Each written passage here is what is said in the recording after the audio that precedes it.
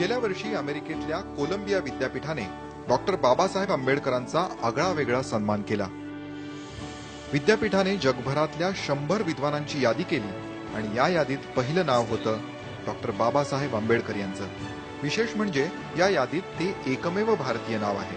त्यानंतर विद्यापीठाच्या school of international and public अफेअर्सच्या हॉलमध्ये बाबासाहेबांचं पेंटिंग मोठ्या दिमाखात लावण्यात आलं।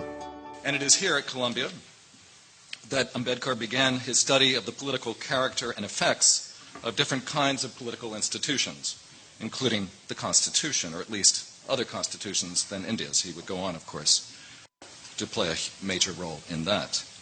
Although Ambedkar went on from Columbia to do his formal legal training at the London School of Economics, we like to claim a very special role for Columbia in the conception and drafting of the Indian Constitution, which bans discrimination based on untouchability and enshrines a number of critical principles framing provisions for reservations or reserved seats in education and government employment for historically oppressed groups.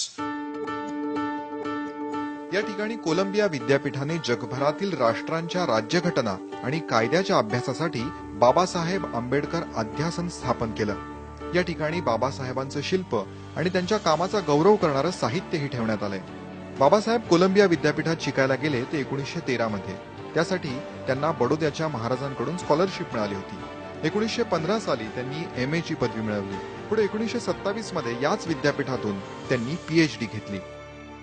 Colombia विद्यापीठात शिकताना आयुष्यात आपल्याला पहिल्यांदाच सामाजिक समतेचा अनुभव आला, असं बाबासाहेबांनी 1930 साली न्यूयॉर्क टाइम्सला दिलेल्या मुलाखतीत सांगितलं होतं।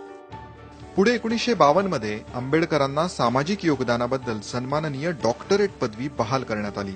जगभरातील राज्यघटना अभ्यासण्यासाठी कोलंबिया विद्यापीठात प्रवेश मिळवणं हे आजही महत्त्वाचं मानलं जातं। याच पार्श्वभूमीवर बाबासाहेबांचा विद्यापीठाने केलेला सन्मान भारतासाठी अभिमान ठरलाय। Bureau report, IBN Lokmat.